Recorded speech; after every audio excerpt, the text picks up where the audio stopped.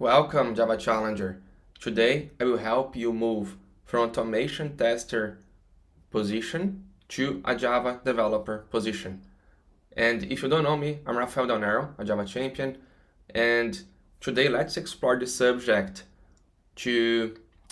regarding if it's hard to switch back to Java development after being an automation tester. So the first question uh, I get from developers who are in another area, who are automation tester, or if they are working with another programming language, they say that their salary is good. So how can they move to another position where they very likely will earn less? So an easier way to do this move to the Java programming language is to accept to earn a little bit less. You're gonna earn a little bit less, but you're gonna be much happier, right? Because if you work with Java, with the programming language that you want, then it's different. You will enjoy your day-to-day job, and it's hell to work with something that you don't enjoy or with bad legacy code. It's stressful. There are a lot of bugs. So if obviously, like, if the difference of the salary is too high, maybe it's not worth it because you have to pay your bills, or you might have to provide for your family. So there are lots of situations that you have to consider, but it's definitely worth it to take a step back to follow your career goals, right? Uh, and the other situation that I get, well, it's not only when developers want to move from one technology to another, it's also when you have when you're working with code that is really bad, and it could be even Java. So in this situation, it's bad. Uh,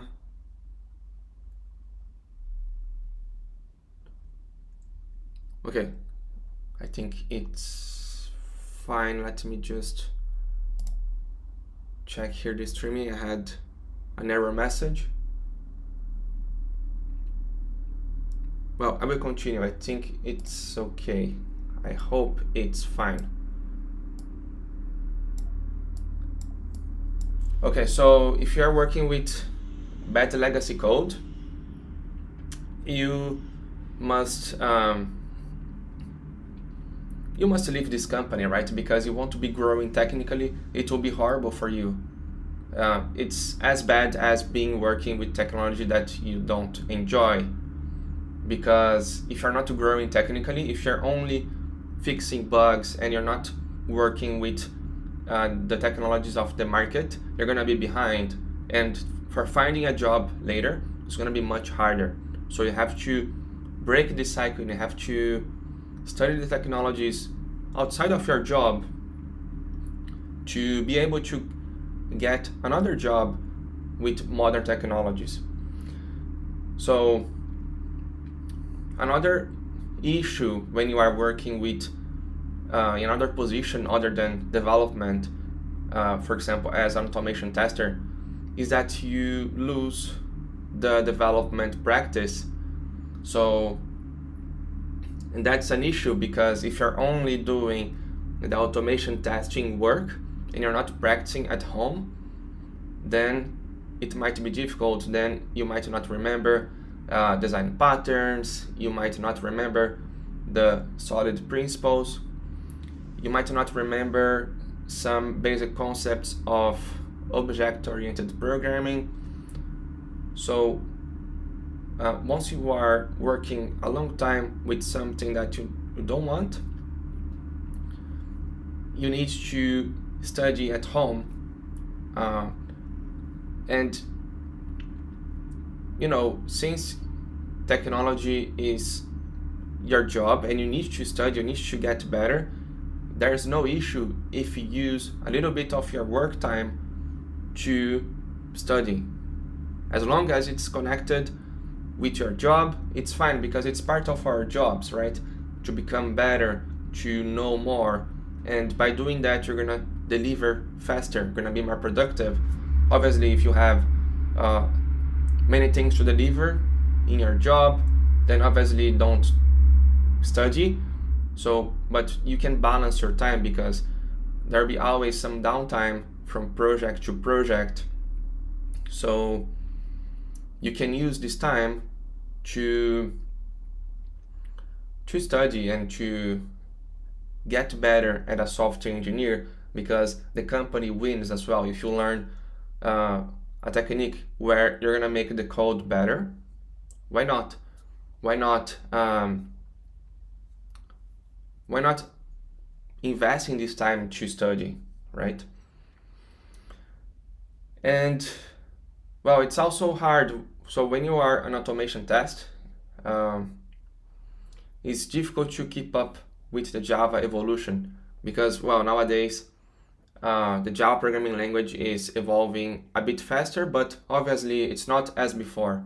For example, in Java 8, we had a huge change. We had streams, we had lambdas, we had functional interfaces. So it was a big change, but now we're not having such big changes anymore. So it's smaller, but still there is there's a lot to keep up, right? Depending on the version you're used to with Java. I know many developers who are still on the Java 7 version, and they don't know exactly how to use streams or lambdas. So it's a good idea to practice the Java programming language. And you can practice here in the channel, right? You can do the Java challenges, and that will help you to learn all of those fundamental concepts. And you also have to shift the mindset, right? Because, so if you are a tester, for example, you need to switch your mindset from finding bugs to build features. It's to build features. So it's different, right? You're gonna have to have a proactive design thinking to focus on creating robust and maintainable code. So instead of testing features to confirm and check if there be an error or not, you're gonna have to shift your mindset to create good code. So what you can do then to get better? Well, depends on your learning style. I would say that it doesn't matter too much the way you're gonna learn. You could use courses, you could use books, you could create your personal project.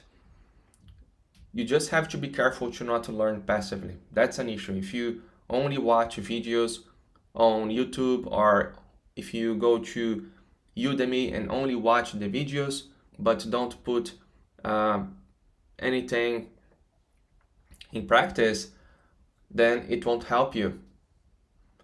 So you have to be careful with that. So if you are doing a course, implement the course while you're watching it. I made this mistake many times when I wanted to learn a technology. I was only watching the course, and I noticed that I wasn't learning. I wasn't really acquiring a skill. And I noticed that the only way to really acquire a skill is once you have the theory in your mind, once you understand the concepts, it's time to implement. It's time to configure. It's time to make mistakes and to break code. And in that way, for sure, you're gonna acquire the skill, and you won't know only the theory. So you can do courses, but I recommend you to take some kind of action. Either take notes, other than taking notes, you also have to create something. You need to create the code and get your hands dirty. That's the only way to really acquire the skill. Remember that. And personal projects, they are so important, and it doesn't need to be something that it doesn't need to be a project that will bring you money, a product. It could be a personal project where it doesn't make any sense. It could be a dog project. You could register a dog and update a dog. Doesn't really matter, because if you are doing this project only to learn the technology so that you use that in your job, or so that you use those techniques to get a new job, then it's okay.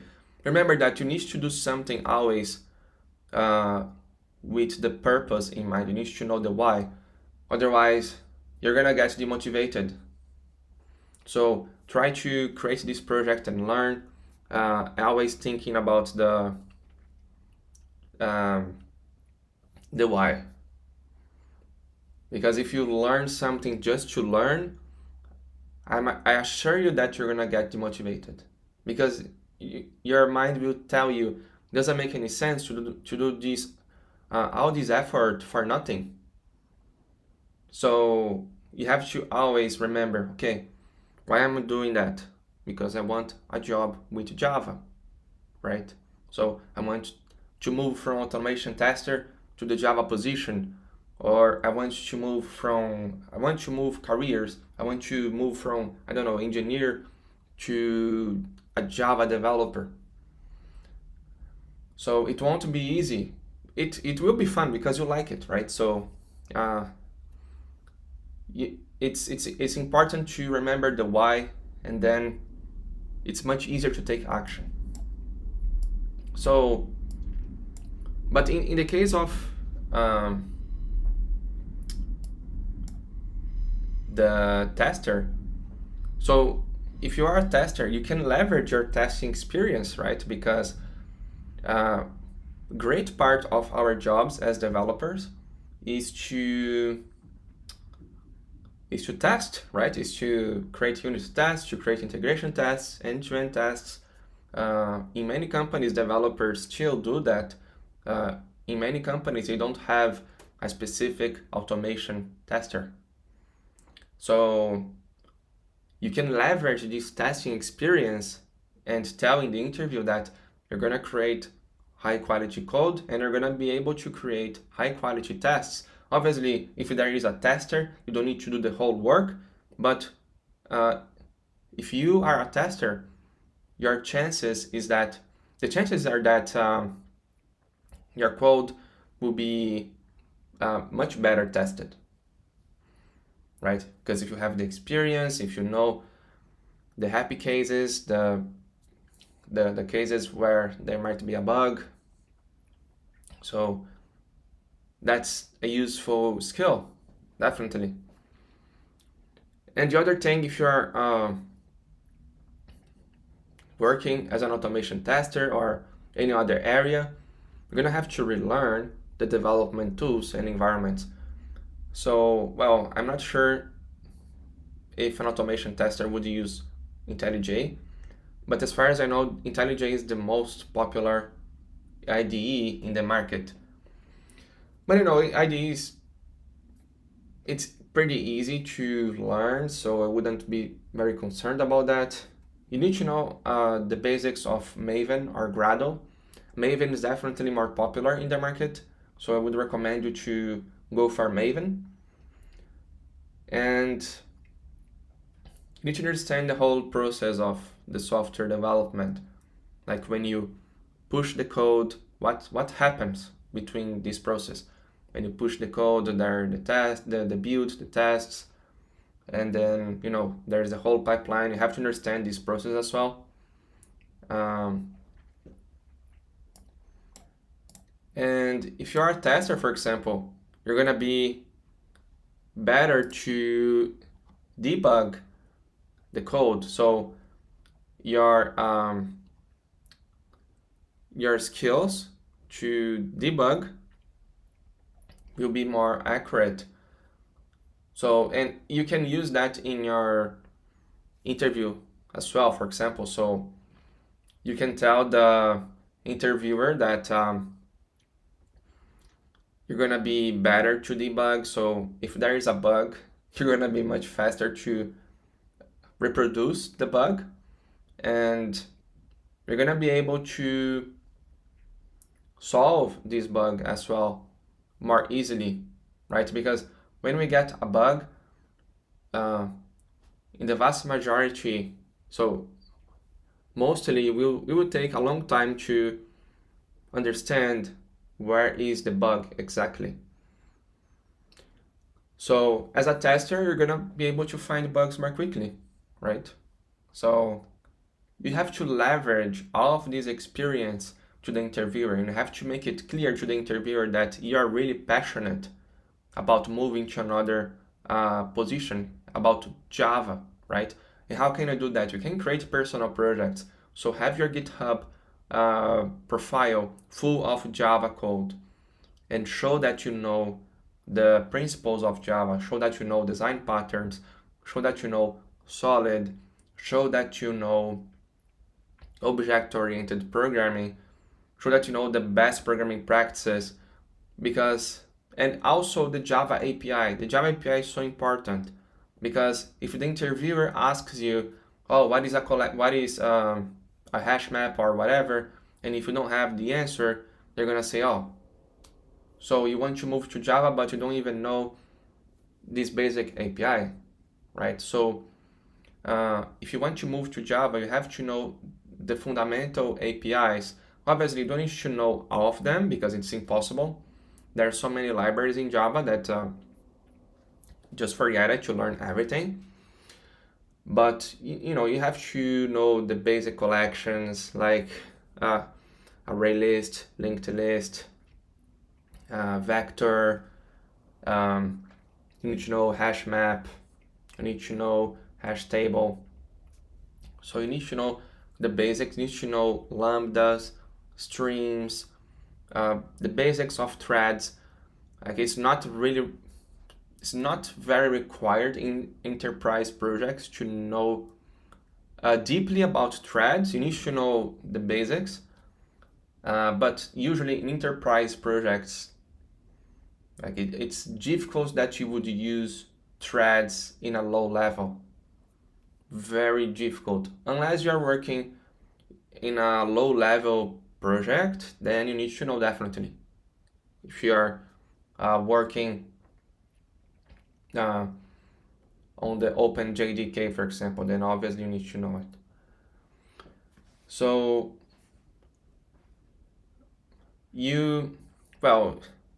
keep that in mind, that you as a tester, you have special skills that are really valuable for software engineers, right? And then you leverage those skills, but at the meantime, you have to make it clear that you're really investing your time and you're focusing on Java. You're focusing your energies to master the fundamentals. Because if you go to the interview and the interviewer thinks that you're not really putting the effort and the energy to become a great Java developer, then it's likely that he or she will reject you. So keep that in mind and understand the big picture. So as a tester, you probably have a broader understanding of the entire development lifecycle. So explaining that to the interviewer will also help you, right? Because as a software engineer, as a software developer, you have to know all the processes. So you need to know what happens from the moment you push the code to Git. So what's the process? You're gonna build the code, test the code. You're gonna then have the approvals on the pull request. Then you merge the code. Then you might run integration tests, and then you would deploy that to development, and then there would be other processes behind the scenes. So if you can explain that you understand about the development life cycle, that will also help you definitely. So, and by switching back to development, will definitely lead you to higher earning. And remember that the development position is still the strongest one in the IT area because there's huge demand. The companies need developers, and think as an investment in your career, because even if you switch back to development and if you earn a little bit less, think that in a short period of time you're gonna have you're gonna be earning a lot more. Well, I wouldn't say a lot more, but potentially more than being a tester, and only that will be worth it. Actually, not only that, I think the most important thing, so if you are unhappy in your profession, you need to do the work to move to the position you want. You need to really take the effort to do the move. Otherwise, you're gonna be unhappy every day. Like, it's gonna be 8 hours every day. We spend a lot more time in our jobs than in our homes. So imagine spending the time in your job that you don't like with bad technology, with bad code. And if it's everything, if you're an automation tester and the code is really bad, then this is hell, right? No developer wants to work with technologies that are obsolete or with bad code. Imagine having to maintain bad code every day, and you see that code, you don't understand what's going on, you have to fix a bug, a lot of pressure, you have to deliver, you have to fix the bug, you have to test that thing. It's not worth it. You basically trade your health for a job. It's not worth it. Obviously, you need to try to convince the manager or whoever could change that thing. Well, not only manager, like talk to developers, talk to the team, try to convince everyone to adopt some techniques to make the code better. So if you're working with Python and people make a mess with typing because Python, it's then there isn't a way to, well, there is a way to type it, but the language gives you the freedom to not type it, to not type the variables. So, and when people know that they make a mess in the code, right? Because if the code is not typed, it's very easy to put a random variable there, put a random value inside this variable, and then there you go, like it's a mess. So obviously there are techniques you could use. So I know there is a tool, I use that already. There's a tool called MyPy. You could use that. It's similar to Sonar or Checkstyle, those tools for Java. And there are some things you can adopt, some tools that you can use so that developers can create better code. So there is the option of either improving the code base, right? Convincing everyone that it's gonna be better. You're gonna work less and you're gonna produce a lot more, which is good. Like everyone likes that, right? So you want to be as stressful as you are, and you're gonna deliver more. That's a win-win for everyone. Win-win. That's a win for developers, and that's a win for the company. But it's our job, our responsibility to tell them that there's something wrong there, right? And well, basically, if you are an automation tester and if you want to move, you have those options, right? You can convince the team that you convince the team to use some tools and techniques to improve the code base. And this one is the hardest option because you might have to change the culture, and sometimes people are reluctant to change, so you might have some reluctancy and people might push back your suggestions, but you have to try. As a professional, you have to try. That's your role, your responsibility as a software developer. You have to try to influence developers to improve the code base. It's your job, it's your responsibility. Don't just complain about, oh, it's code is horrible, I can't do anything, blah blah blah. Anyone can do that. As a professional, you have to say, hey, here's the problem, here's the possible solution. What can we do? At least that. And if they push back, it's okay. You did your job. You can try a little bit more. But if they push back hard, then say, okay, I tried, I did my job. The second option is to try to find another team in your job. Well, if you're working for a big company, that's possible. So you can talk to your manager, you can say, hey, I want to move to another team, and I want to do Java development. And then there might be the option. Then it's the best, right? Because usually if you move teams, your salary won't change, and it's a safer environment if you are in the same company.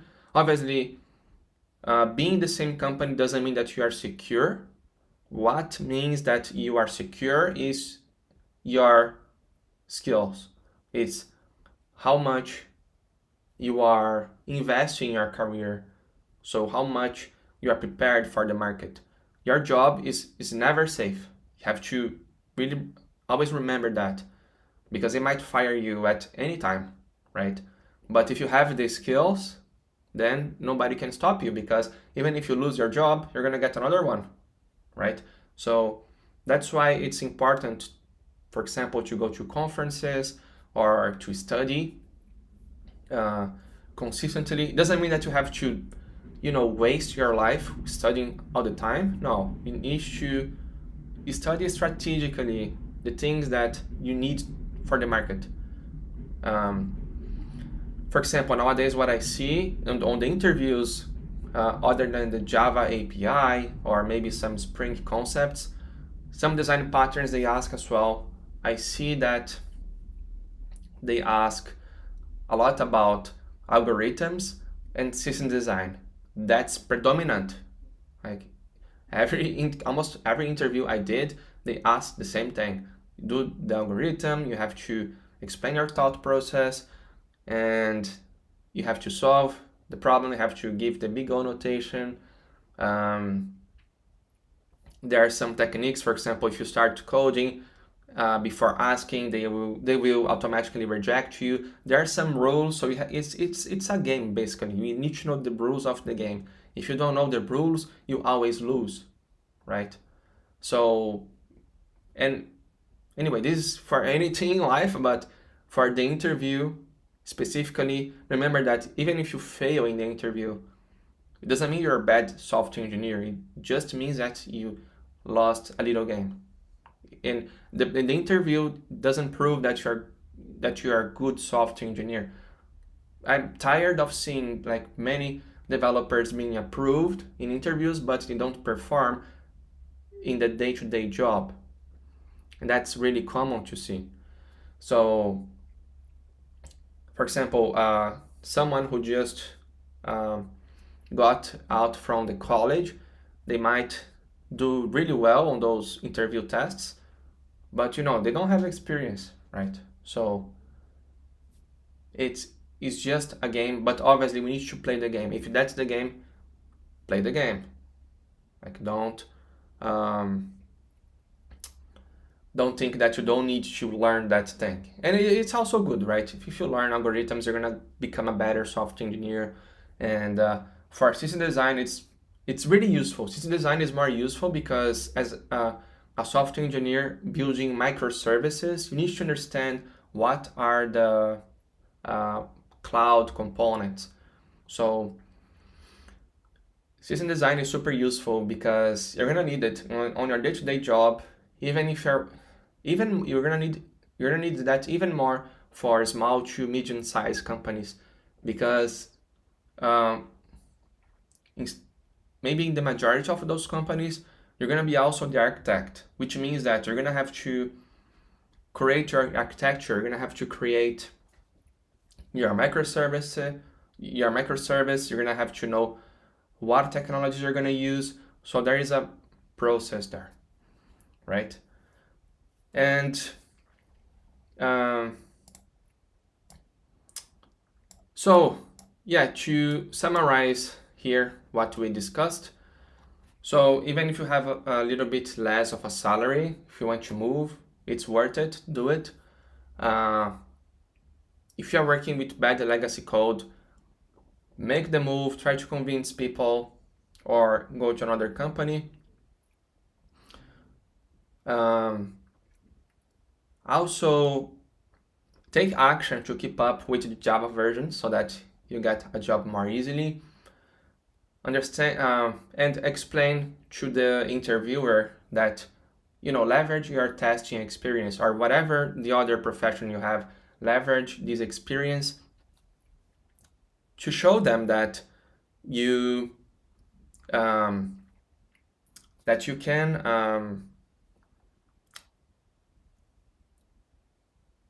that there is an advantage to hire you as a tester, or if you want to do like a bigger move, like from product owner to development, there are still some things you can leverage in the interview, right? You can say, hey, I know, I learned about the business very easily. That's extremely valuable because as a software engineer, you need to know about the business. As a software engineer, you need to know how to test. So those are skills that a software engineer has to have. Obviously, as a software engineer, you won't be as good as an automation tester to test the application, but you still have to test, right? Anyway, so keep that in mind. If you're working in a job that you don't like, do your job to improve the processes, make the best in the company. Don't only complain, like do your job, deliver the tasks, but always focus on your career in the big picture. Your career is the focus, right? And well, don't forget that on the 9th of December, I will run a special event, the High Value Developer event, and I'm looking forward to see you there, right? And for everyone who is here watching me, thank you so much, and congratulations on being investing in your career. That's fantastic, and I'll see you in the next video, the next live streaming. Thank you so much.